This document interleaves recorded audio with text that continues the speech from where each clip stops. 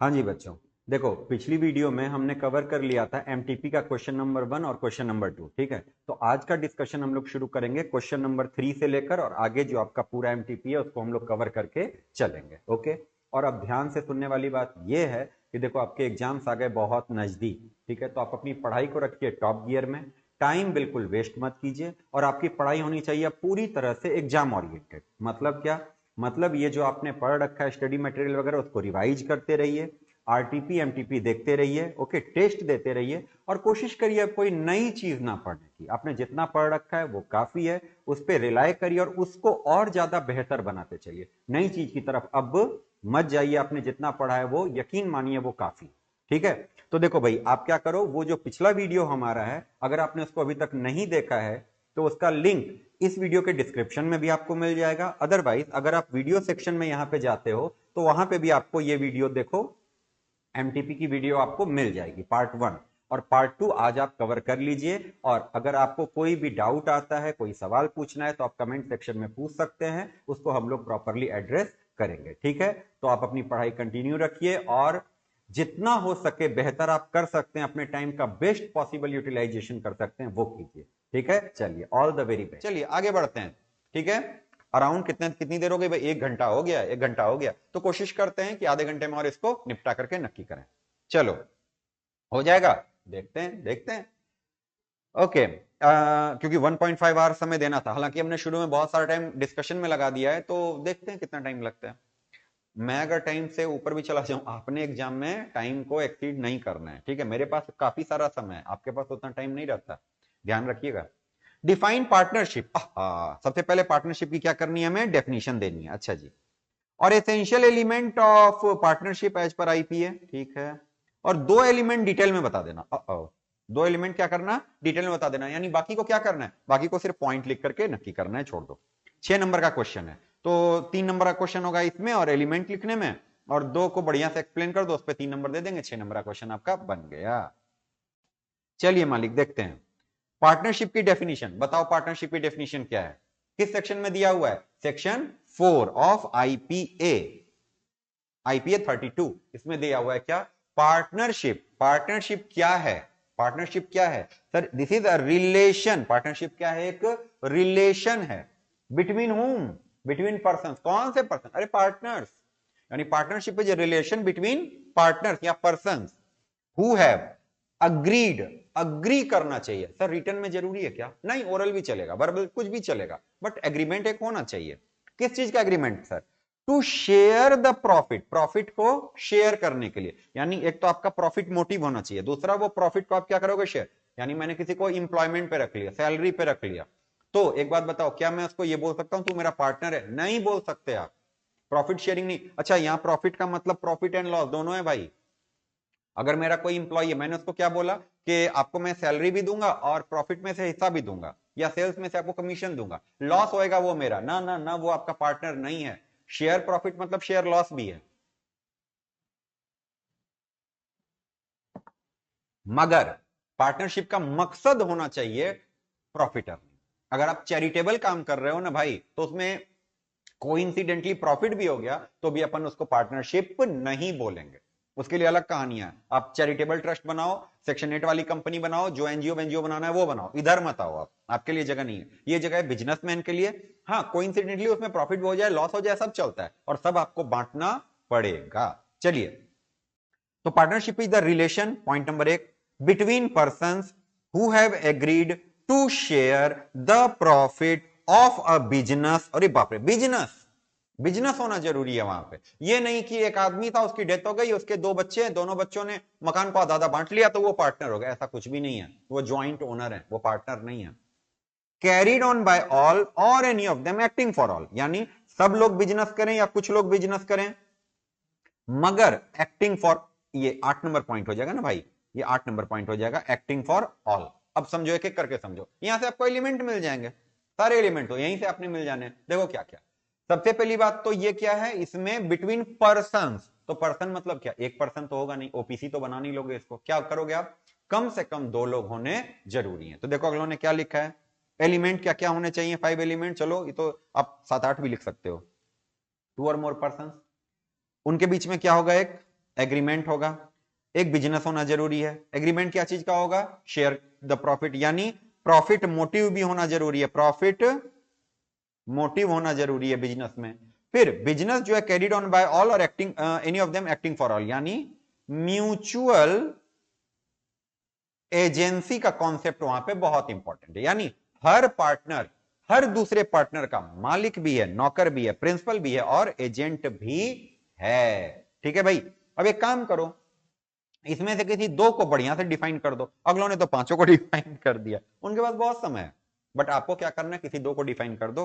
तो I will suggest, अगर ऐसा दो को डिफाइन करने बोलेगा ना, तो एक काम कर देना, एक तो म्यूचुअल एजेंसी को डिफाइन कर देना क्योंकि बड़ा इंपॉर्टेंट है, फिर एक बिजनेस को डिफाइन कर देना। ठीक है, बट अभी यहां पे इन्होंने सब दे रखा है तो हम भी सबको पढ़ लेते हैं। देखो, दो और दो से ज्यादा लोग होने चाहिए, है ना? तो देखो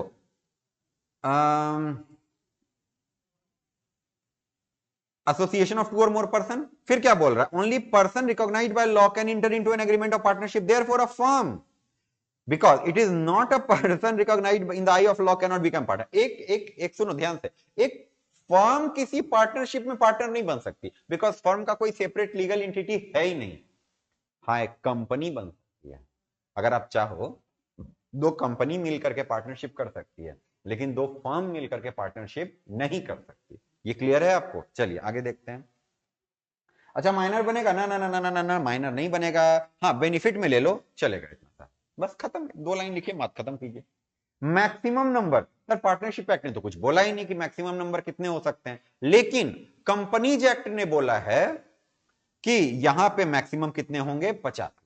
कंपनीज एक्ट जाके बोलती है, पार्टनरशिप एक्ट इस पे साइलेंट है, याद रखिएगा। उसने मिनिमम बोला है, मैक्सिमम कहीं पे भी नहीं बोला है, बट कंपनीज एक्ट और उसके रूल बोलते हैं 50 होना चाहिए, तो भाई 50 होना चाहिए, वो एक्ट इस पे यहां पे एप्लीकेबल हो जाएगा। चलिए, फिर क्या है? एग्रीमेंट होना चाहिए। एग्रीमेंट कैसा हो सकता है सर? एग्रीमेंट मतलब होता है वॉलेंट्री। वॉलेंट्री आप जबरदस्ती तो कर नहीं सकते, उनका वॉलेंट्री है, कंसेंसस एट आइटम, वो फ्री कंसेंट, कमिटेंट टू कॉन्ट्रैक्ट वगैरह वगैरह, इनकम टैक्स वाला जो तुम्हारा कॉन्ट्रैक्ट एक्ट वाली भी सारी चीजें यहां पे आ जाती हैं। ओके, वॉलेंट्री है, कॉन्ट्रेक्चुअल है। अच्छा, एक्सप्रेस भी हो सकता है, इंप्लाइड भी हो सकता है, ओरल हो सकता है, रिटर्न हो सकता है, कुछ भी हो सकता है, but there must be an agreement. Clear है? चलिए, फिर देखिए बिजनेस। बिजनेस बहुत जरूरी है। कोई वन टाइम ट्रांजेक्शन कर ले रहे हो तो उसको अपन ये नहीं, जैसे मान लो फॉर एग्जांपल के लिए समझिएगा, एक प्लॉट है, वो मान लो 100 गज का प्लॉट है। अब मैं नहीं खरीद पा रहा, मैं 50 गज का प्लॉट खरीदना चाहता हूं, मेरा एक दोस्त है वो भी 50 गज का प्लॉट खरीदना चाहता है, मगर जो सेलर है वो अलग अलग नहीं बेचना चाह रहा। वो क्या चाह रहा है कि नहीं, मैं अपना पूरा प्लॉट एक ही बंदे को दूंगा। ठीक है, अब देखिए, मैंने और उसने, हम दोनों ने मिल करके ये प्लॉट कंबाइंड खरीद लिया, फिर हमने इसमें बीच में पार्टीशन मार दिया। समझ रहे हो? एक बिल्डिंग है 2 फ्लोर की, सेलर क्या बोल रहा है, मैं दोनों फ्लोर एक साथ बेचूंगा, मुझे एक फ्लोर चाहिए। तो मैंने क्या किया, अपने एक फ्रेंड को बुलाया, मैंने उसके साथ मिल करके ज्वाइंटली ये जो प्रॉपर्टी है वो खरीद ली, फिर हम दोनों ने एक एक फ्लोर अपना अपना कर लिया। आप बताइए, क्या ये बिजनेस है? इसको आप बिजनेस बोलेंगे? ये बिजनेस नहीं है भाई, और हमने जो ये बनाया ये पार्टनरशिप भी नहीं है। समझ गए? चलिए देखते हैं क्या लिखा है अगलों ने। ओके, बिजनेस का मतलब क्या होता है? There should exist a business, यानी ट्रेड, ऑक्यूपेशन, प्रोफेशन वगैरह कुछ भी, और मोटिव होना चाहिए acquisition of profit and gain. Profit motive बड़ा जरूरी है। अगर आप कोई चैरिटेबल वगैरह काम कर रहे हो तो फिर उसको हम पार्टनरशिप नहीं, जैसे मान लो 2 डॉक्टर्स हैं, वो शाम में बैठते हैं और गरीब लोगों का इलाज करते हैं 5 रुपए की फीस में। आप दिन में अगर उसको उनको हॉस्पिटल में दिखाने जाओगे, भाई 1000 रुपए लगेगी, 1500 रुपए फीस है। शाम में एक चैरिटेबल क्लिनिक में बैठते हैं, 5 रुपए में देख लेते हैं, तो आप बताइए इसको पार्टनरशिप बोलेंगे? क्या वहां प्रॉफिट मोटिव है? मतलब ही नहीं। चलिए, तो अगर आपका कोई इंटेंशन नहीं है बिजनेस कैरी करने का या प्रॉफिट कमाने का, तो भैया आप पार्टनरशिप के अंतर्गत दायरे में नहीं आएंगे, बात खत्म। चाहे कोइंसिडेंटली प्रॉफिट कितना भी क्यों ना हो जाए। ठीक है भाई, आपने एक मंदिर खोल लिया, भाई मंदिर, 2 लोग पार्टनरशिप में मंदिर नहीं खोलते, क्योंकि मंदिर बनाने का पर्पस कभी भी बिजनेस पर्पस नहीं होता, वो चैरिटेबल पर्पस या रिलीजियस पर्पस होता है। ठीक है, चलो एग्रीमेंट किस चीज का होना चाहिए? To share the profit. The sharing of profit is essential. हाँ, अगर मान लो आपने अगले को क्या बोल रखा है, मैं तुम्हें सैलरी दूंगा, कितना मर्जी भी सैलरी दे दो, पूरी कमाई सैलरी में दे दो सामने वाले को, तो भी वो पार्टनर नहीं है, वो आपका क्या है? एम्प्लॉय ही रहेगा। ठीक है, अच्छा, एनी मैनर, सर 1:1 रखो, 2:1 रखो, 3:1 रखो, 9:1 रखो, 99:1 रखो, जो मन में आए रखो, लेकिन आपको शेयर तो करना पड़ेगा प्रॉफिट एंड लॉस। अच्छा, हाँ, अच्छा एक बात बताओ, कोई पार्टनर दूसरे को यह बोल सकता है कि प्रॉफिट शेयरिंग का रेशियो अलग रहेगा, लॉस शेयरिंग का रेशियो अलग रहेगा? जैसे प्रॉफिट शेयरिंग का रेशियो हमने किसी को क्या बोल दिया, सर 2:1, लॉस शेयरिंग का रेशियो हमने बोल दिया 9:1। अलाउड है क्या? बिल्कुल अलाउड है, बिल्कुल अलाउड है। ठीक है, अच्छा एक चीज ये अलाउड है क्या, हमने किसी पार्टनर को ये बोल दिया, सपोज करो ए बी और सी तीन पार्टनर, हमने क्या बोल दिया कि अगर फर्म को लॉस भी होगा तो भी तुम्हें 50,000 रुपए मिलेंगे। अलाउड है क्या? सर बिल्कुल अलाउड है, ये सब में कहीं कोई पंगा नहीं है, आप अंदर में जो करना चाहो कर सकते हो। ठीक है, बट आपको प्रॉफिट शेयर करना पड़ेगा, वो इंपॉर्टेंट है। अच्छा, प्रॉफिट इंक्लूड लॉस होता है, मैंने आपको ये भी बताया प्रॉफिट इंक्लूड लॉस। तो अगर क्वेश्चन साइलेंट है तो भाई प्रॉफिट शेयर हो रहा है तो लॉस भी शेयर होगा, लेकिन सरकार ने आपको, एक्ट ने आपको ये फ्रीडम दे रखी है कि आप अगर चाहो तो किसी बंदे को आप इससे इम्यूनिटी दे सकते हो, लेकिन उस हिस्से में क्या होगा, उसके हिस्से का लॉस कोई ना कोई और आदमी बियर करेगा, साफ बात है। समझ में आई बात? दोनों पार्टनर में से कोई उसका लॉस बियर करेगा, सीधी सीधी बात। चलिए, ओके, फिर देखो बिजनेस को कौन कैरी करेगा, सब लोग करेंगे या उनमें से कुछ लोग करेंगे, लेकिन लेकिन लेकिन लेकिन लेकिन एक्टिंग फॉर ऑल, जो भी दुकान पे बैठेगा क्या माना जाएगा कि वो पूरे पार्टनर को और फर्म को रिप्रेजेंट कर रहा है। ठीक है भाई, देखो business must be carry on by all or any one or more acting for all, तो ये बहुत बहुत बहुत इंपॉर्टेंट चीज है, बहुत इंपॉर्टेंट। अगर म्यूचुअल एजेंसी है मालिक तो ये सबसे बड़ा एसिड टेस्ट है किसको चेक करने का कि भाई पार्टनरशिप है या नहीं। अगर ये है तो पार्टनरशिप है, ये अगर नहीं है तो पार्टनरशिप नहीं है। मैं आपको एक बात बोलूं, सपोज करो मैंने अपने इंप्लॉय को ये बोल दिया कि मैं तुम्हें प्रॉफिट में भी हिस्सा दूंगा, ठीक है, मगर कल को कोई पंगा हो जाता है बिजनेस में, वो कोई काम करता है, मैं रिस्पॉन्सिबल हूं, मैं कोई काम करता हूं, he is not at all responsible, तो इस केस में क्या आप उसको मेरा पार्टनर बोलोगे? मतलब ही नहीं बनता। ठीक है, ऐसा कोई पार्टनर आपका हो ही नहीं सकता जो आपकी रिस्पॉन्सिबिलिटी ना ले। पार्टनर वही है जो आपकी रिस्पॉन्सिबिलिटी ले, और आप पार्टनर किसी के तब हैं जब आप उसकी रिस्पॉन्सिबिलिटी लें। जब कोई आपकी जिम्मेदारी ले ले ना तो वो आपका पार्टनर, अदरवाइज वो आपका पार्टनर नहीं है, बात खत्म, नो डिस्कशन। ठीक है भाई, चलिए देखिए, there should be a binding contract of mutual agency, कितना इंपॉर्टेंट वर्ड है, देखो मोतियों जैसे शब्द, म्यूचुअल एजेंसी होना चाहिए between the partner, okay, an act on one partner in the course of business is in fact an act of all partner, मैंने किया, तूने किया, सब ने किया। बात समझ में आई? ये नहीं कि सर हम तो वहां पे थे ही नहीं, इससे कोई फर्क नहीं पड़ता, पार्टनरशिप बिजनेस में आप थे नहीं थे, इसने किया माना जाएगा, आपने भी किया। तो आप क्या हो? Principal and agent for all other partner, every partner is the principal of other partner and every partner is at the same time the agent of all the other partner. चलिए, he is the agent so far as he can bind the other partners and he is a principal to the extent he is bound by the act of other partner, यानी आप अगले को bind करोगे और पलट के अगला भी आपको बाइंड करे। जैसे मैं आपको एक बात बताऊं, हस्बैंड वाइफ के ये में क्या होता है, सपोज करो हस्बैंड ने किसी को कोई चीज प्रॉमिस कर दी, अब हस्बैंड पूरा नहीं कर पा रहा है तो वाइफ पूरा करेगी, वाइफ ने प्रॉमिस कर दी, वाइफ पूरा नहीं कर पा रही है तो हस्बैंड पूरा करेगा। लेकिन अगर आप देखो फादर सन, फादर सन में ऐसा थोड़ी होता है फादर पूरा नहीं कर पाएगा तो बेटा पूरा करेगा, ऐसा कुछ भी नहीं है। हाँ, फादर बेटे ने फादर का बिजनेस इनहेरिट किया तो एक अलग बात है, बट अदरवाइज थोड़ी होता है, भाई भाई में थोड़ी होता है, ये भाई ने लोन लिया ये नहीं चुका पाएगा तो ये, ऐसा नहीं होता। बात समझ गए? तो ये चीजें यहां पे आती हैं। चलिए ठीक है, आगे देखते हैं भाई। वैसे ये जो मैंने एग्जांपल लिया ना हस्बैंड वाइफ वाला, ये बस आपको समझाने के लिए है, ऐसा कोई हार्ड एंड फास्ट रूल नहीं है, हस्बैंड ने जो बैंक से लोन ले लिया वो नहीं चुका पा रहे तो वाइफ चुकाएगी, ऐसा कुछ भी नहीं होता। ठीक है, वो बस मैंने एक सोशल कंटेक्स्ट में मैंने आपको बात बोली, सोशल कंटेक्स्ट में बोला मैंने आपको, ठीक है, ओके। चलिए, बट यहां पार्टनरशिप में याद रखना, अगर एक पार्टनर ने लोन लिया है वो नहीं चुका पा रहा है, फर्म नहीं चुका पा रही है, सारे पार्टनर मिलकर चुकाएंगे, ये बात याद रखिएगा। ठीक है, चलो अगला देखते हैं मालिक। कपिल गया एक डिपार्टमेंटल स्टोर, क्या खरीदने? स्टील का पैन। अच्छा जी, स्टील का बर्तन कोई खरीदने गया है, कपिल जी, कपिल गए हैं स्टील का बर्तन खरीदने। उसने सेल्समैन को पूछा, एक बात बताओ वो कौन सी जगह है जहां पे स्टील पैन बिकते हैं? सेल्समैन ने बता दिया, देखो देखो देखो वो जगह है जहां पे स्टील पैन बिकते हैं। अच्छा जी, okay okay okay okay okay. और वहां पे कुछ अदर मेटल के भी पैन रखे हुए थे, एल्यूमिनियम के, ब्रास के, पता नहीं ब्रॉन्ज के, पता नहीं क्या क्या कुछ कुछ रखा हुआ होगा। कपिल ने क्या करा मालिक, गलती से एल्यूमिनियम पेन उठा लिया in place of steel pen, उसने गलती से गलत चीज उठा ली, गलती से मिस्टेक हो गया। सेल्समैन ने देख भी लिया मगर वो चुप रहा। अरे बाप रे बाप, अरे बाप रे बाप, सेल्समैन ने देख लिया मगर वो चुप रहा। कपिल घर पहुंचा तो उसने क्या देखा कि वो पेन तो स्टील का नहीं है, एल्यूमिनियम का है। कपिल ने केस कर दिया डिपार्टमेंटल स्टोर पे। और किस चीज के लिए? फ्रॉड के लिए केस कर दिया है भाई, फ्रॉड का केस कर दिया है। Fraud, fraud. तो देखते हैं भैया ये फ्रॉड है कि नहीं, क्या लग रहा है आपको, फ्रॉड है? 6 नंबर का क्वेश्चन है, तो खाली आंसर मत देके चले आना कि नहीं ये फ्रॉड नहीं है, या फिर हाँ ये फ्रॉड है। इसका मतलब जानते हो अगला एग्जामिनर आपसे क्या चाह रहा है? केस लॉ तो है, तो जो प्रोविजन लिखोगे ना भाई, प्रोविजन लिखोगे उसमें आपको फ्रॉड को पूरा समझाना पड़ेगा। Provision, fact, conclusion. तो यहाँ पे आपको जो है ना फ्रॉड के जो सारे पॉइंट्स है, 5-6 जितने भी पॉइंट्स हैं वो आपको सारे के सारे लिखने पड़ेंगे, ठीक है, क्योंकि 6 नंबर का क्वेश्चन है ये। चलिए देखते हैं भाई फ्रॉड के बारे में कवि क्या कहना चाहता है। फ्रॉड, फ्रॉड, फ्रॉड कहां पे होगा फ्रॉड, बताओ जरा। अदर एसेंशियल एलिमेंट,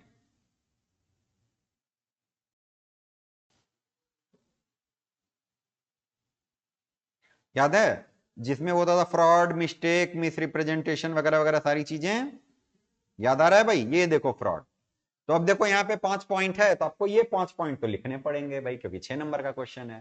तो देखो फ्रॉड का मतलब क्या सेक्शन 17 बोलता है, ऐसा कोई भी सजेशन देना विद एन इंटेंशन। देखो fraud means and include any of the following act committed by a party और विद हिज कन्वीनियंस और बाय हिज एजेंट, यानी वो खुद कर रहा है या उसकी मर्जी से हो रहा है या उसका एजेंट कर रहा है, with an intent to deceive other party, दूसरे को धोखा देने के मकसद से। ठीक है, चलिए देखते हैं। कोई ऐसा सजेशन देना जो इंपॉर्टेंट है, एज अ फैक्ट है वो, of that which is not true, जो गलत है और आप जानते हैं कि वो गलत। पहली चीज ये हम आपको, तो देखो चलो अब इस पे उस सेल्समैन की बात करते हैं।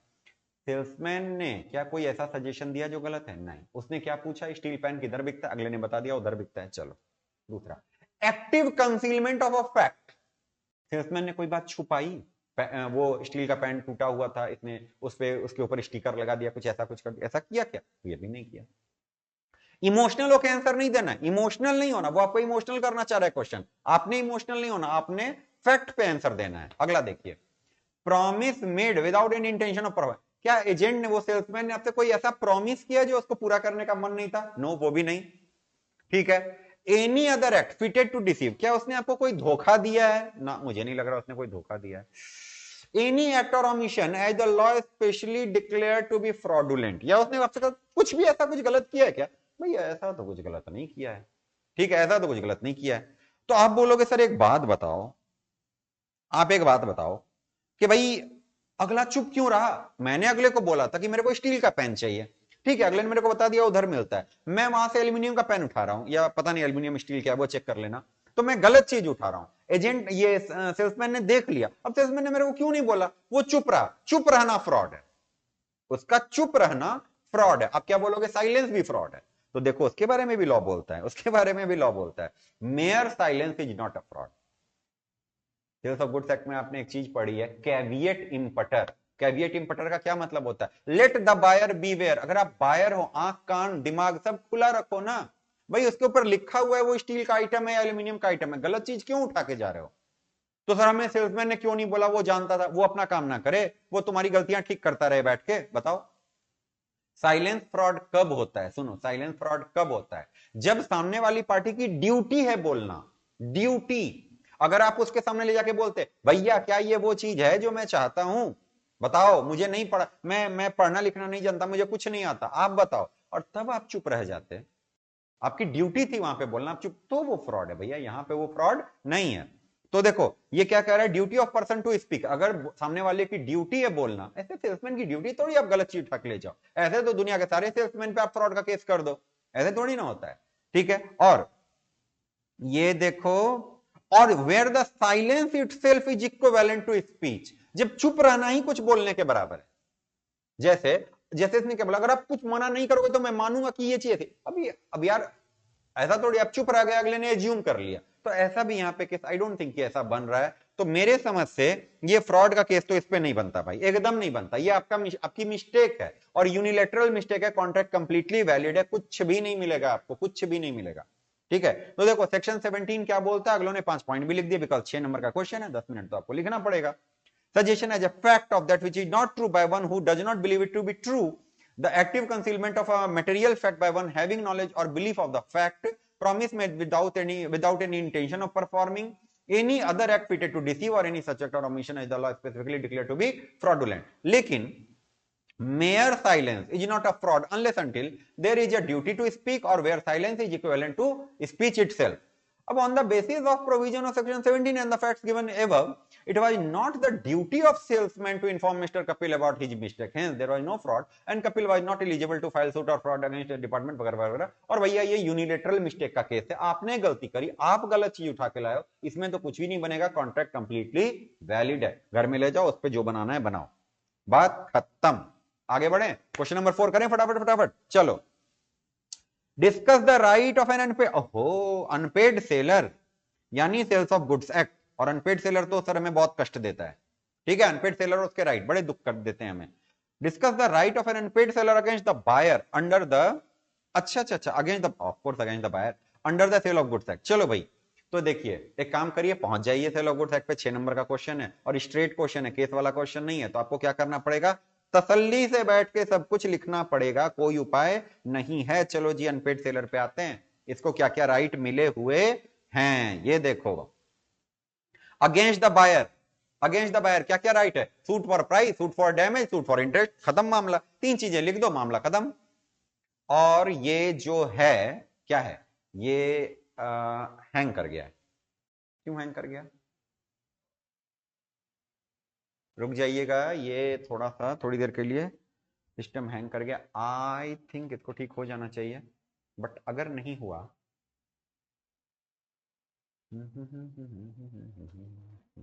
हाँ जी ठीक हो गया, क्या बात है, मिनिमाइज किया, मैक्सिमाइज किया, ठीक भी हो गया, बहुत बढ़िया बहुत बढ़िया।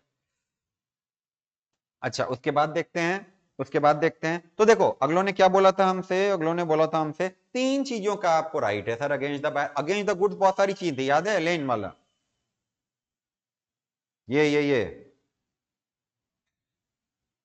ठीक है, तो ये सब रहने, तो अभी फिलहाल क्या है हमारा, अगेंस्ट द बायर। तो देखो देख लो कहां पे लिखा हुआ, unpaid seller against, right of unpaid seller against the goods, against the goods छोड़ दो, आपसे क्वेश्चन क्या पूछा गया है, अगेंस्ट द बायर, तो वो सब स्टॉपेज इन ट्रांजिट वगैरह आपसे पूछा ही नहीं गया है, right of lane, right of stoppage in transit, वो सब होता था ना, बायर इंसॉल्वेंट हो गया वगैरह वगैरह, वो सब नहीं पूछा गया आपसे।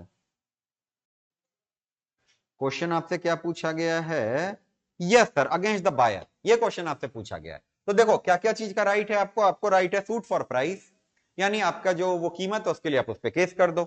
Where under contract of sale the property in the goods has pass to the buyer and the buyer wrongfully neglect और refuse to pay for the goods, यानी आपने उसको ओनरशिप दे दिया है, अब वो पैसे देने के लिए तैयार नहीं है, केस कर दो, पैसा ले लो। Where under contract of sale the price is payable on a certain day irrespective of delivery, sir हम आपको माल भेजे ना भेजे, हमें ड्यू डेट पे पैसा चाहिए, हमने आपको पहले से बता रखा है, अब मान लो डिलीवरी नहीं भी हुई है तो भी हम आप पे केस करेंगे, आपसे पैसे ले लेंगे। Suit for damage for non acceptance, ओहो ये देखो क्या है, हमने आपको सामान भेजा, आपने लेने से ही मना कर दिया, सही समय पे सही जगह पे सही तरीके से हम आपको सामान डिलीवर कर रहे हैं, आप सामान लेके राजी नहीं हो, समझ के बात, और ना पैसे देके राजी हो, तो क्या करेंगे हम आप पे, वो जो मेरे को नुकसान हो रहा है उसके लिए, डैमेज के लिए हम आप पे क्या करेंगे, केस करेंगे। चलो नॉन एक्सेप्टेंस के लिए repudiate the contract before the due date, anticipatory breach of contract वाला केस चल रहा है, क्या भाई ड्यू डेट से पहले ही आप मना कर रहे हो पैसे वैसे देने से, तो अपन ये मान के चलेंगे कि वह पैसे नहीं दोगे और वो सामान हम किसी और को बेच सकते हैं। देखिए where the buyer repudiate the contract before the due date यानी anticipatory breach, the seller may treat the contract as kinded and sue damage for the breach, और आगे चल के किसी और को सेल भी कर देगा।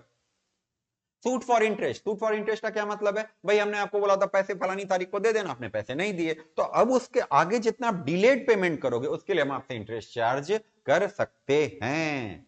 अच्छा और देखो तो क्या है सर, इंटरेस्ट का कोई रेट नहीं है, तो कोर्ट को जो ठीक लगेगा वो इंटरेस्ट ऑफ रेट दे देगा, तो ये तो हल्का क्वेश्चन हो गया सर, ये मजा आया, ये 6 नंबर में हल्का क्वेश्चन था, ये 4 पॉइंट लिख के आ जाना, बात खत्म, और कुछ भी नहीं है। चलो जी 4 का भी देखते हैं फटाफट फटाफट फटाफट, 1 घंटे 23 मिनट हो चुके हैं, आगे देखते हैं कितना देर लगता है इसमें, सर 1.5 घंटे में होना तो मुश्किल है, ठीक है देखते हैं।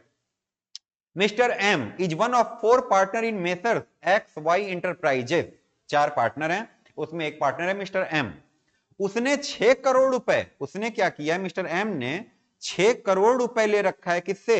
अपने फ्रेंड मिस्टर जेड से। और वो पे नहीं कर पा रहा। ले भाई, ये देखो एक फर्म है, उसमें 4 पार्टनर हैं, M N O P, 4 partner हैं। फर्म का नाम क्या है? X Y enterprises. अब क्या है, मिस्टर एम ने मार्केट में किसी मिस्टर जेड से 6 करोड़ रुपए ले रखे हैं जो वो दे नहीं पा रहा।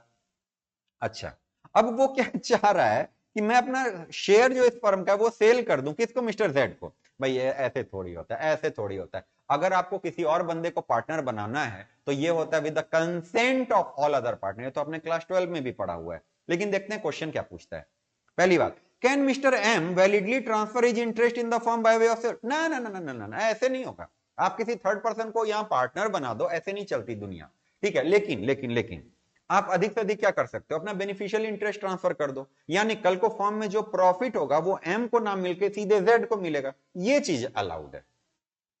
What would be the right of transferring mister Z? M ने क्या करा? मिस्टर जेड को ट्रांसफर कर दिया। In case M want to retire, अच्छा रिटायर करना चाहते हो तो नोटिस दे दो कि आप रिटायर कर रहे हैं। तो क्या होगा, आपका वो पैसा वैसा इकट्ठा करेंगे और 6 करोड़ रुपया जाकर किसको पकड़ा देंगे? मिस्टर जेड को पकड़ा देंगे after period of 6 month from date of transfer. हाँ, ये चलेगा, रिटायर कर जाओ, ये चलेगा। बट आप ऐसे उसको पार्टनर नहीं बना सकते, फिर तो मतलब ही नहीं बना, फिर तो पब्लिक कंपनी बन जाएगा ये देखो। अच्छा, अब देखो अगलों ने क्या लिखा, बड़े अच्छे तरीके से लिखा है। A transfer by a partner, यानी कौन? Mister M of his interest in the firm either absolute और बाय मॉर्गेज, या तो पूरा पूरा ट्रांसफर कर दो या गिरवी रख दो, या by creation of him a charge on such interest, तो आप चार्ज दे दो कि पहले आपको मिलेगा फिर हमें मिलेगा, कोई फर्क नहीं पड़ता। Does not entitle the transfer, यानी मिस्टर जी या जेड, जो भी आप इसका नाम दो, during the continuance of the firm to interfere in the conduct of business और टू रिक्वायर अकाउंट और to inspect the book of firm. ऐसा नहीं कि तुम पार्टनर बन गए, ऐसा मत समझ लेना खुद को। ठीक है, हाँ, आपको मिलेगा क्या? इंटाइटल द ट्रांसफर, यानी mister Z only to receive the share of profit in the transferring partner. खत्म है। जो एम को देते वो उसकी जगह आपको दे देंगे, मिस्टर जेड को दे देंगे। And the transferee shall accept the amount of profit agreed on by the partner. तो भैया ऐसा नहीं कि आप जाके फर्म के बुक्स में घुस जाना कि नहीं बताओ बताओ बताओ मेरा शेयर कितना निकला कितना निकला, मेरे को भरोसा नहीं हो रहा। अगर भरोसा नहीं हो रहा है तो एक काम करो, एम को बोलो कि फर्म का डिसोल्यूशन करवा दे या रिटायर हो जाए, जो मन में आए करो। लेकिन आप ऐसे ही फर्म के बिजनेस में घुस नहीं सकते, चाहे आपने एम को कितना भी पैसा क्यों ना दे रखा है। आगे बढ़िए। If the firm is dissolved और इफ द ट्रांसफरिंग पार्टनर, हाँ, transferring partner ceases to be a partner, यानी मिस्टर एम क्या हो रहे हैं? अब रिटायर कर रहे हैं। द ट्रांसफरी यानी mister Z is entitle as against the remaining partner, यानी बाकी एम के बाद कौन था? NOP, to receive the share of the asset of the firm, यानी फर्म से वो पैसा लेगा कितना? 6 crore, to which the transferring partner is entitle, यानी मिस्टर एम का जितना, मान लो मिस्टर एम का 9 करोड़ बनता है, मिस्टर एम का उस फर्म में 9 करोड़ बनता है और मिस्टर जेड ने उसको कितना दे रखा है? 6 करोड़। तो वो कितना ले लेगा? 6 करोड़ ले लेगा, बाकी 3 करोड़ एम लेके जाएगा, खत्म बात। For the purpose of ascertaining the share to an account as from the date of dissolution, हाँ, और डिसोल्यूशन की डेट से वो चेक करेगा कि भाई ऐसा ना हो कि आप उसको भगा दो और बोलो उसका शेयर 3 करोड़ ही बनता तो 3 करोड़ लेके जाओ, ऐसे नहीं होगा, फिर वो बुक को एक्सेस करेगा। तो अगलों ने क्या करा? पहले प्रोविजन लिख दिया। अच्छा, अब देखो बड़ा क्वेश्चन है तो अगलों ने फैक्ट को हटा दिया, सीधे कहां पे आ रहे हैं ये लोग? कंक्लूजन पे आ रहे हैं। सीधे देखो conclusion part. In the light of the question and provision of law, ले भाई क्वेश्चन तो आपने लिखा ही नहीं है कहीं, क्यों नहीं लिखा है? क्योंकि सर क्वेश्चन बड़ा है और अगर इतना लिखने लगेंगे तो 6 नंबर का ये क्वेश्चन रहेगा नहीं, ज्यादा नंबर का हो जाएगा ये और हमारा समय बहुत ले लेगा। चलिए, अच्छा, पहली बात, मिस्टर एम क्या ट्रांसफर कर सकते हैं? सर इंटरेस्ट ट्रांसफर कर सकते हैं, लेकिन पार्टनर, सामने वाले को पार्टनर नहीं। क्वेश्चन था क्या? देखो क्वेश्चन क्या था? Can mister M validly transfer his interest? Okay, interest transfer कर सकते हैं, interest can be transferred, but you can not make him the partner of the business. तो yes, mister M can validly transfer the interest by way of sale. ठीक है, थोड़ा आगे और लिख देना ना कि बट वो उसको पार्टनर नहीं बना सकता। एंड देखो, on the retirement of the M, the Z will be entitle against the remaining partner to receive the share and for the purpose of this is entitle to an account as from the date of dissolution. तो अगर M retire कर रहा है, Z जो है उसको value मिलेगा share का to the extent of 6 crore. कोई ऐतराज बताइए? कोई ऐतराज नहीं है? चलो 5 करना है और 6 करना है, फटाफट फटाफट। Sohan is a trader of wheat, अच्छा चलो ये बेच रहा है, गेहूं बेच रहा है। विनोद आया उसके पास, ये विनोद वही है ना जो कमेंट करता रहता है यूट्यूब में, ध्यान दीजिएगा, ये वही विनोद है, विनोद नहीं विनोद, ठीक है। चलो, तो सोहन क्या करता है भाई, वीट बेचता है। विनोद उसके पास आया और कहता है भाई कुछ बढ़िया वीट दिखाओ। विनोद को पसंद आया। सोहन ने बोला 100 बैग मैं तुम्हें दे दूंगा, और कोई भी रेट पे, पर्टिकुलर कोई भी रेट होगा, उस रेट पर उन्होंने आपस में ट्रांजेक्शन कर लिया। अच्छा, डिलीवरी जो होनी है और पेमेंट होना है अगले 3 महीनों में होना है। 10 सितंबर 2021 तक कॉन्ट्रैक्ट हुआ है जून में, और ये डिलीवरी पेमेंट सब 3 महीने बाद, यानी एग्रीमेंट टू सेल की कहानी। Before the goods are delivered to Vinod, Sohan के पास एक विक्रम नाम का आदमी आ गया और कहता है वो कितना दे रहा था, 400 रुपए का एक बोरा, मैं तुमको दूंगा 500 रुपए एक बोरे के, हायर प्राइस दे रहा है। हाँ, Sohan sells the goods of Vinod. Sohan ने क्या किया, विनोद का माल उठाकर किसको बेच दिया, विक्रम को। लेकिन उसके पोजीशन में है माल, किसके पास रखा हुआ है अभी तक, याद रखिएगा, माल रखा हुआ है अभी तक किसके पास, सोहन के पास। उसने उठा के किसको बेच दिया, विक्रम को बेच दिया। चलिए जी मालिक, और विक्रम को यह मालूम नहीं है कि सोहन अब ओनर नहीं बचा। सर जानते हैं क्वेश्चन किसका है, nemo dat quod non habet, no person can transfer a better title than he himself has. जो चीज तुम्हारा नहीं है भाई, वो तुम किसी को दे भी नहीं सकते, ठीक है। तो जो आपकी नहीं है वो आप किसी, जिसके मालिक आप नहीं हो उसका मालिक आप किसी और को कैसे बना सकते हो। बात समझ में आ गई। चलिए, तो कहता है देखो भाई क्या है कहानी, क्या होनी है यार। मेरे को क्या लग रहा है पता है, ये ना एक्सेप्शन है, ये nemo dat quod non habet का एक्सेप्शन है। चलो देखते हैं, चेक करते हैं भाई कहां पे मिलेगा ये, हमें बताइए कहां पे मिलेगा ये। मिलेगा ये transfer of ownership, passing of property, property मतलब ओनरशिप है ना, याद है। चलो, no one can transfer a better title than he himself has, risk passes with property. हाँ, आ गया। Transfer of title by non owners, आप खुद मालिक नहीं हो, दूसरे को मालिक बनाने चले हो। देखते हैं, देखिए तो subject to the provision of this act and of any other law for the time being in force where goods are sold by a person, first para देखिएगा, when goods are sold by a person who is not the owner thereof and who does not sell them under the authority or with the consent of the owner, the buyer acquire no better title to the goods than the seller, यानी उसको कोई title मिलने वाला नहीं है unless the owner of the goods is by his conduct precluded from denying the seller's authority to sell। यानी देखो, जैसे मान लो नहीं होता कभी प्रिंसिपल एजेंट को बोलता है कि तू माल बेच मेरे बिहाफ में, अब एजेंट का माल तो नहीं है लेकिन वो प्रिंसिपल की मर्जी से बेच रहा है, तो वो एक अलग केस है, बट अदरवाइज मैं आपका सामान थोड़ी ना किसी और को बेच दूंगा, वो चीज अलाउड नहीं है। देखो आपको मिला नेमोडेट कोड नॉन हैबिट, बट देखिए एक्सेप्शन में क्या क्या आता है। एक्सेप्शन तो पहला तो मर्केंटाइल एजेंट, ये मैंने आपको बोला था, पहला मर्केंटाइल एजेंट, फिर ज्वाइंट ओनर के द्वारा सेल, फिर possession under voidable contract, sale by one who has already sold the good, ये चौथे नंबर पे मिल गया सर, हमें इंपॉर्टेंट चीज मिल गई। If a person section 30 subsection 1, if a person has sold goods but continues to be in the possession of them, भाई सामान तुम्हारे पास रखा, तुमने सामने वाले को बेच दिया है, पोजीशन ऑफ देम और the document of title to them, he may sell them to a third person, मैंने तुमको भी बेच दिया, डिलीवरी नहीं दिया अभी, इन द मीन टाइम मैंने किसी और को भी बेच दिया, but if such other person obtain the delivery, उसने क्या करा के सामान भी उठा लिया, और इन गुड फेथ, यानी अगले को नहीं मालूम, क्या नहीं मालूम, कि हमने सामान ऑलरेडी आपको बेच रखा है, and without notice of the previous sale, then and then only he would have a good title of them although the property in the goods has passed to the first buyer earlier। तो भाई अगला बोलेगा मेरी क्या गलती है यार, सामान इसके पास रखा हुआ था, ओनर यही, सपोज करो मैं मोबाइल बेचता हूं, ओके, या मैं सपोज करो ये माउस, ये मैं इसका सेलर हूं, ओके, अब आपने आके मेरे से खरीद लिया, बट आपने डिलीवरी नहीं लिया, आपने बोला मैं शाम में आके डिलीवरी लूंगा, तब तक में एक दूसरा आदमी आ गया, तो वो क्या देखेगा, ये दुकान है, इसमें ये आदमी क्या करता है, ये माउस वगैरह कीबोर्ड वगैरह बेचता है, ये इसका सेलर। अब अगले को दिमाग में कैसे चमकेगा कि भाई ये चीज, ये पर्टिकुलर चीज ये किसी और को बेच चुका है, उसको नहीं चमकेगा, उसने क्या करा, गुड फेथ में खरीद लिया, तो इस केस में क्या होगा, वो सामान, अच्छा उसने डिलीवरी भी ले ली, और इमूवेबल प्रॉपर्टी में आपने पढ़ा है ना, delivery is 9 point of, position is 9 point of law, जिसके पास सामान है 90% उसी का है, ठीक है, किसी का घर कब्जा कर लो, उसमें जाकर के बैठ जाओ, 90% आप ही का हो गया वो। तो जिसने डिलीवरी ले ली और साथ में उसको सेल भी, उसको मालूम भी नहीं है, तो सामान किसका हो गया? उसका हो गया। और अब आप क्या करोगे? मेरे से वो केस वेस करोगे, डैमेज वैमेज क्लेम करोगे, लेकिन आप उस पर केस करके उसे सामान नहीं ले पाओगे। लेकिन अगर सपोज करो आपने उसको बता दिया हो, तो जो लेने आया अगर उसको पता हो तो कि ये सामान ऑलरेडी बिक चुका है, वेल इन दैट केस उसको कोई उसमें ओनरशिप का ट्रांसफर नहीं हो पाएगा। चलिए देखिए अब क्या बोल रहा है इसमें, देखो बस वही सब एक्सप्लेन किया है। देयर आर सर्टेन एक्सेप्शन, तो यानी मैंने क्या बोला था आपको, ये nemo dat quod non habet का क्वेश्चन नहीं है, ये क्वेश्चन है उसके एक्सेप्शन का। ओके देखो एक्सेप्शन में क्या बोला है। अच्छा अब देखो क्वेश्चन कितने नंबर का है मालिक?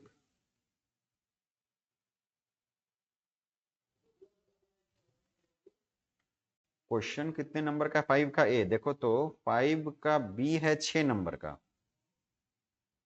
तो इसका मतलब वो क्वेश्चन भी 6 नंबर का होगा, ये क्वेश्चन भी 6 मार्क्स का होगा, ये भी 6 मार्क्स का क्वेश्चन होगा। तो ठीक है ठीक है, थोड़ा बहुत अगलों ने ये भी एक्सेप्शंस में सारे लिख दिए। क्या क्या? सेलर के पास पोजीशन है, consent of the other party है, यानी वो प्रिंसिपल टू एजेंट वाली कुछ कहानी है।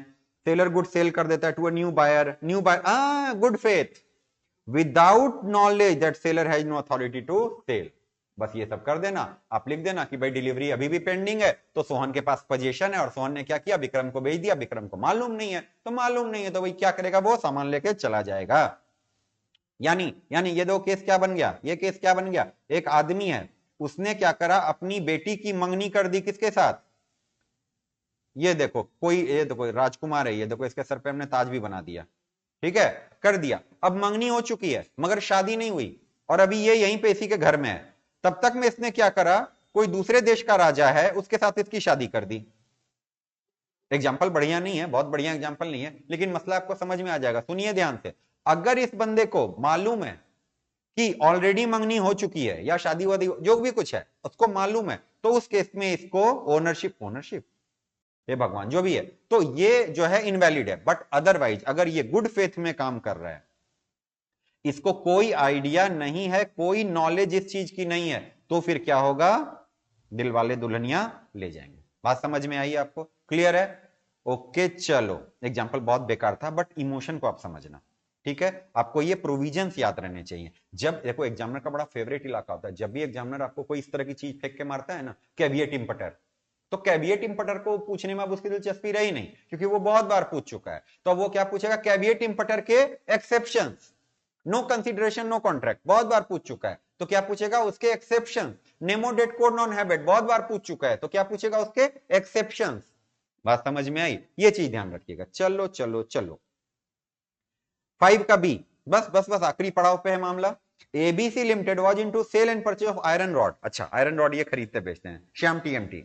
This was the main object of the company. Main object, भाई भाई भाई मामला कहां जा रहा है जान रहे हो? अल्ट्रा वायरस पे, अल्ट्रा वायरस पे मामला जा रहा है। तो या तो अल्ट्रा वायरस समझ आपको बोलेंगे समझाओ, या फिर हाँ अल्ट्रा वायरस पे ही समझाएंगे, उसका कोई एक्सेप्शन तो होता नहीं। तो एमओए में क्या लिखा हुआ है कि आप क्या बेचोगे? ये आयरन रॉड की आप खरीद बिक्री करोगे। अब कंपनी ने इंटर कर लिया मिस्टर जॉन के साथ एक कॉन्ट्रैक्ट में for some finance related work, finance related कोई काम कर लिया, और बाद में कंपनी ने रिपुडिएट कर दिया कॉन्ट्रैक्ट को, बिकॉज वो क्या था? अल्ट्रा वायरस था। भैया ये तो है ही अल्ट्रा वायरस। और सुन लीजिए, अगर कोई कंपनी ने अल्ट्रा वायरस काम किया, देखो अगर डायरेक्टर का अल्ट्रा वायरस है तो कंपनी उसको जो है बाद में रेटिफाई कर सकती है, लेकिन अगर कंपनी का ही अल्ट्रा वायरस है तो कंपनी में यूनानिमस रिजोल्यूशन भी पास कर लोगे ना भैया, तो भी आप उस पर अडॉप्ट नहीं कर सकते, रेटिफाई नहीं कर सकते, वो वॉइड एब इनिशियो है, खत्म बात। समझ में आई? चलो अगलों ने फिर क्या बोला? डॉक्ट्रिन ऑफ अल्ट्रा वायरस समझा दो, समझा देना, इसमें क्या है, ये तो स्ट्रेट क्वेश्चन है। तो भैया डॉक्ट्रिन ऑफ अल्ट्रा वायरस समझाओ बढ़िया से, यानी बियॉन्ड पावर। देखो ह्यूमन की बात अलग होती है, ह्यूमन जो है अपनी मर्जी से काम करता है, कंपनी अपनी मर्जी से काम नहीं करती है। मेमोरेंडम में जैसे नेम क्लॉज वगैरह होता है ना, वैसे ही एक उसका ऑब्जेक्ट क्लॉज भी होता है, आपने ये सब पढ़ रखा होगा।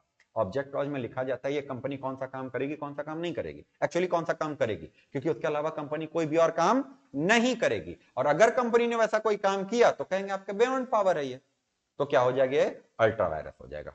चलिए, it is the fundamental rule of company that object of a company as stated in the memorandum can be departed from only to the extent permitted by act, thus far and no further. In consequence, any act done or contract made by a company which travel beyond the power not only of the director but also of the company is wholly void and inoperative in law. खत्म खत्म tata good bye गया।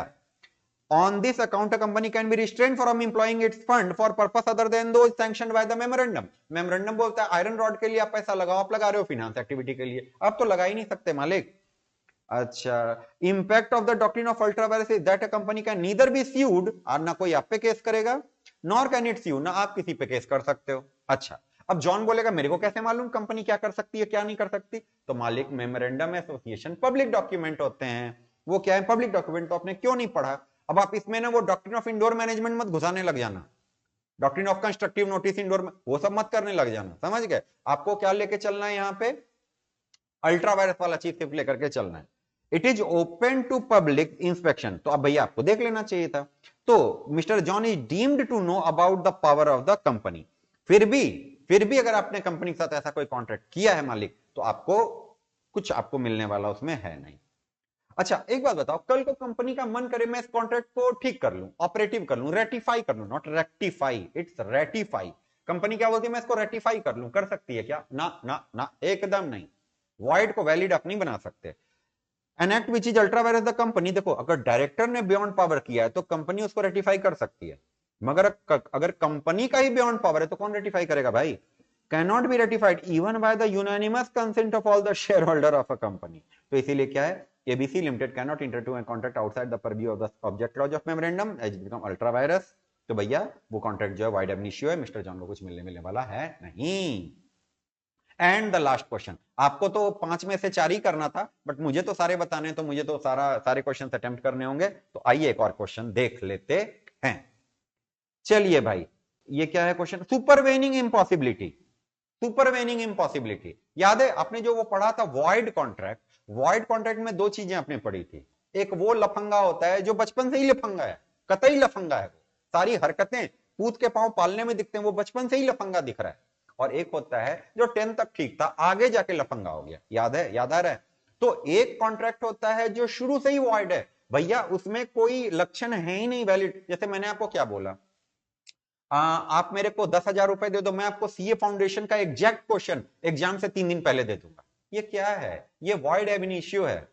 बात समझ में आई, ये contract कतई void एब initio है, ये ऐसा नहीं कि आगे चल के एब इनिशियो ये वॉइड होगा, ना ना ना, शुरू से ही वॉइड है, जैसे कॉन्ट्रैक्ट बना तभी से वॉइड है, खत्म बात, ठीक है। लेकिन सुपरवेनिंग इम्पॉसिबिलिटी का क्या मतलब होता है, ये देखिए कह रहे हैं ना, सुपरवेनिंग इम्पॉसिबिलिटी का मतलब होता है कि कॉन्ट्रैक्ट में जब हमने इंटर किया तो कॉन्ट्रैक्ट ठीक था, कहीं कोई दिक्कत नहीं थी, लेकिन इंटर करने के बाद कुछ ऐसी घटना हो गई कि कॉन्ट्रैक्ट में अब आगे प्रोसीड करना पॉसिबल नहीं।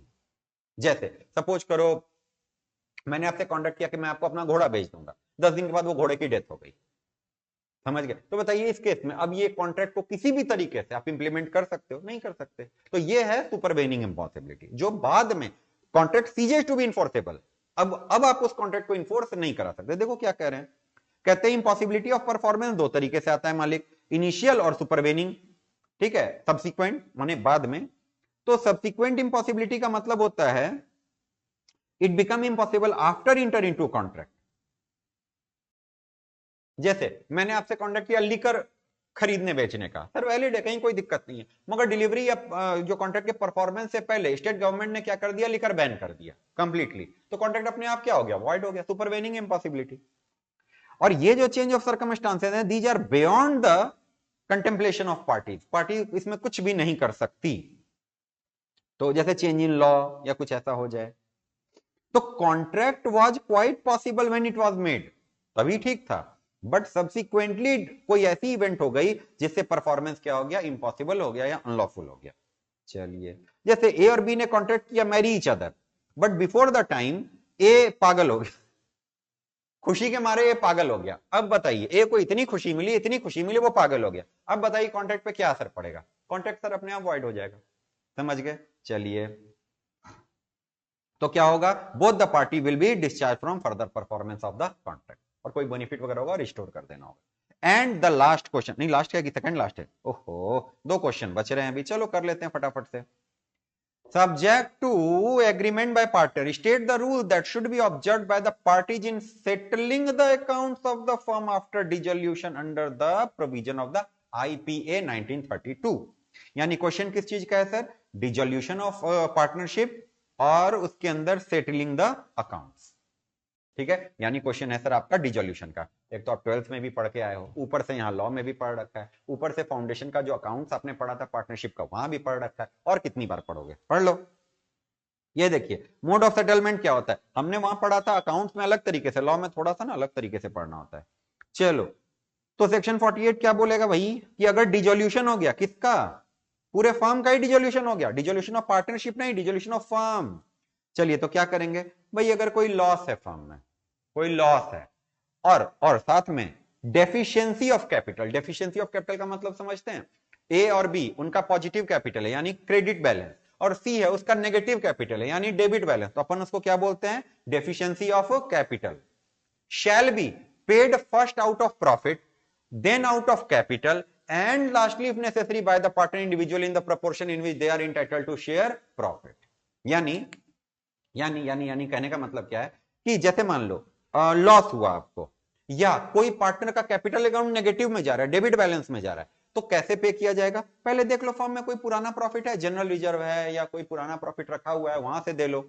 जनरल रिजर्व होता है, वर्कमैन कंपनसेशन रिजर्व होता है, कुछ भी आपने रखा हुआ, कुछ भी रखा होगा वहां से दे दो, है ना, इन्वेस्टमेंट फ्लक्चुएशन रिजर्व है, कुछ भी आपने रखा होगा। अगर वहां से भी नहीं आ रहा तो कहां से दोगे सर, प्रॉफिट से देंगे। अरे आपने तो बोला प्रॉफिट में डेफिशिएंसी, अरे तो बाकी पार्टनर का होगा ना, वहां से देंगे। And lastly if necessary bye the partner individually, तो लोग अपने अपने घर से भी लाके देंगे। ठीक है, चलो एसेट ऑफ द फर्म का यूज कहां करेंगे, including the sum contributed by partner to make up deficiency of capital. आपको याद है अगर किसी पार्टनर का अभी ऊपर हमने पढ़ा डेफिशिएंसी है, तो हमने उसको क्या बोला, तू घर से लेके आ पैसे, जितना तेरे पास डेफिशिएंसी है, तो जितना ला पाया उतना ले आएगा, नहीं ला पाएगा तो इंसॉल्वेंट डिक्लेयर हो जाएगा, कोई बात नहीं। तो फर्म के एसेट को बेच के हमें जितना पैसा मिला प्लस प्लस प्लस फर्म के जो पार्टनर की डेफिशिएंसी थी उसके घर से हमने जितना मंगाया, दोनों मिला के यूज किसमें करेंगे, पहले फर्म के डेट पे कर दो, फिर पार्टनर का कोई लोन वोन है तो पहले पार्टनर का लोन पे कर दो, फिर पार्टनर का कैपिटल पे कर दो, और लास्ट में है तो पीएसआर में पढ़ दो, खत्म खत्म। ठीक है, हो गया क्वेश्चन, और कुछ भी नहीं है। And the last finally the last question. ठीक है भाई, लास्ट क्वेश्चन देखिए, mister Raj formed a company with a capital of 50,000, 50,000 रुपए लगा कंपनी बना दी। He sold his business to another company for 40,000। हाँ अच्छा, for the payment of sale he accepted share worth 30,000, 3,000 share of one each, और balance considered as loan, and mister Raj secured the amount by issue of debenture. अरे अरे अरे अरे अरे, Solomon versus Solomon and company का case है भाई, classical case है, बिल्कुल टिपिकल क्वेश्चन, बढ़िया वाला, कोई दिक्कत वाली बात ही नहीं है। ये मिस्टर राज नहीं है, ये मिस्टर सोलोमन है। देखो हरकतें देखो इनकी क्या है, इन्होंने एक कंपनी बनाया और उसमें कैपिटल था 50,000, याद है सोलोमन वाला केस, याद है, कॉर्पोरेट वेल वो वाला केस, टिका के वही केस पूछा है, और कुछ है ही नहीं इस क्वेश्चन में। उन्होंने क्या करा, अपना बिजनेस इस कंपनी को बेच दिया, खुद ही कंपनी बनाई, अपना बिजनेस इस कंपनी को बेच दिया। अच्छा और क्या किया, शेयर इशू करवा लिया खुद को, और लोन भी खुद ही से दिलवा दिया। वाह बहुत बढ़िया बहुत बढ़िया, और उस लोन को सिक्योर भी कर दिया डिवेंचर से। पता नहीं क्या क्या क्या क्या हरकतें हैं इनकी। और उसकी वाइफ और 3 डॉटर्स ने एक एक शेयर ले लिया। अच्छा तो कितने हो गए, 3 डॉटर्स, एक वाइफ, 4 लोग, और एक मिस्टर राज, 5 लोग। पब्लिक कंपनी तो नहीं है बट मेरे ख्याल से प्राइवेट कंपनी बना लिया। अब कंपनी में स्ट्राइक, अगर आपको याद हो Solomon versus Solomon and company में हुआ क्या था, मिस्टर सोलोमन थे, एक उनकी वाइफ थी, एक उनकी बेटी थी, और 4 उनके बेटे थे। इन सब ने मिलकर क्या किया था, मिस्टर सोलोमन का बिजनेस था, उसको इस कंपनी ने क्या किया था, एक्वायर कर लिया था। उसने क्या किया था, एक शेयर अपने सारे घर वालों को दिया था, सारे शेयर खुद रख लिए थे, और कंपनी को लोन दे करके और कंपनी का कुछ एसेट भी सिक्योर कर लिया था। याद आ रहा है, कल को जब कंपनी बंद हुई तो उसने क्या किया, एसेट बेच के खुद को लोन चुकाया पहले, बिकॉज वो क्या बोलता है, ये तो सिक्योर्ड लोन है।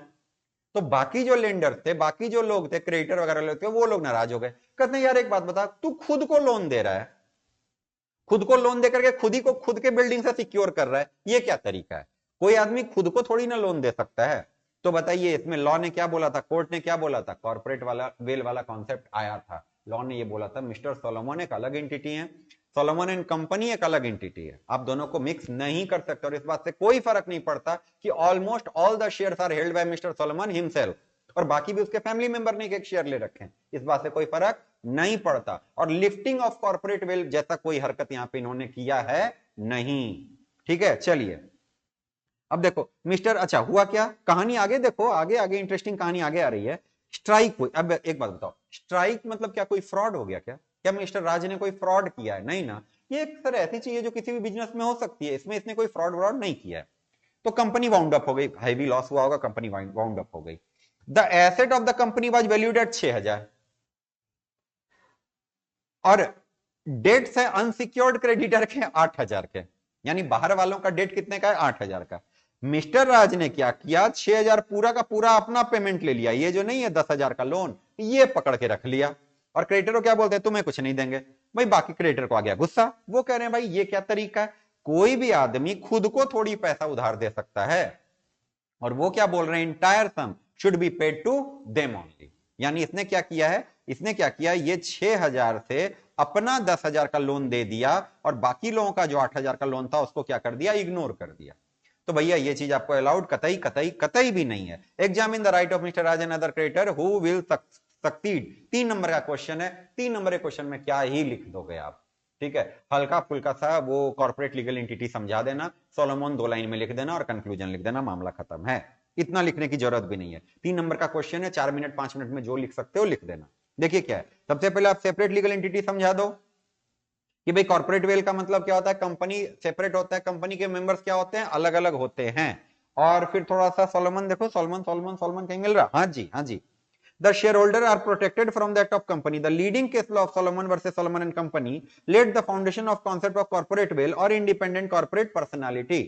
A company is a person distinct and separate from the member. तो unless until यार वो जो exceptions हैं lifting of corporate will वाले, अगर उसमें से कोई चीज नहीं आती, then you can be like made liable कि भाई आपने खुद को लोन क्यों दिया, ये वो पहले हमें दो, ऐसा कुछ भी नहीं। तो भाई क्या है, based on the above discussion and provision, Mr. Raj is entitled to the asset of company as he was a, अच्छा वो जो बंदा अगला बड़ा स्मार्ट, अगले ने जो लोन दिया था वो सिक्योर्ड था और बाकी लोगों ने जो लोन दिया वो अनसिक्योर्ड है, तो पहले पेमेंट किसको होता है, सिक्योर्ड क्रेडिटर को होता है। समझ गए, ये ग्रेजुएशन में भी आप लोग पढ़ते हैं, सिक्योर्ड बीकॉम पार्ट 1 में ना आप लोग ये पढ़ोगे सिक्योर्ड क्रेडिटर, जो आप इंसॉल्वेंसी वगैरह चीजें देखोगे ना तो आपको वहां चीजें मिलेंगी। ठीक है, तो सिक्योर्ड क्रेडिटर है और the contention of creditor that mister Raj and the company are same is absolutely wrong. यानी पैसा किसको मिलेगा, मिस्टर राज को ही मिलेगा। समझ गए, तो यहां पे लगभग 2 घंटे हमने बिता लिए और हमारा ये जो एमटीपी है ये हो गया कंप्लीट स्टार्ट टू फिनिश में।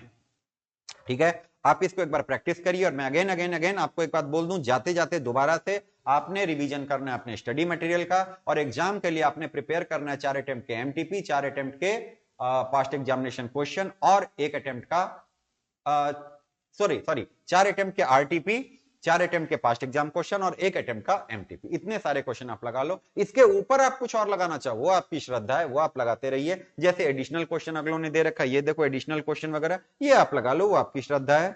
जितना ज्यादा लगाओ उतना अच्छा है, कहीं कोई दिक्कत वाली बात नहीं है। लेकिन सर सारे पेपर पढ़ने हैं ना, तो किसी पेपर पे इतना ध्यान थोड़ी देंगे। ये देखो क्वेश्चन फॉर प्रैक्टिस है बिजनेस लॉ का, की मर्जी आप वो भी लगा लो, कोई हर्ज नहीं है। बट स्टडी मैट को रिवीजन करिए, स्टडी मैट के अंत में जो क्वेश्चंस हैं वो लगाइए, आरटीपी 4 अटेम्प्ट का लगाइए, सजेस्टेड आंसर 4 अटेम्प्ट का लगाइए, एमटीपी जो है वो आप 1 अटेम्प्ट का लगाइए। ठीक है, कोई ऐतराज? तो यहीं पे हम लोग इस सेशन को वाइंड अप करते हैं। आपको अगर कोई दिक्कत आएगी तो आप हमें कमेंट सेक्शन में बताइए और मिलते हैं किसी अगली वीडियो में। तब तक के लिए बाय और पढ़ते रहिए। All the very best.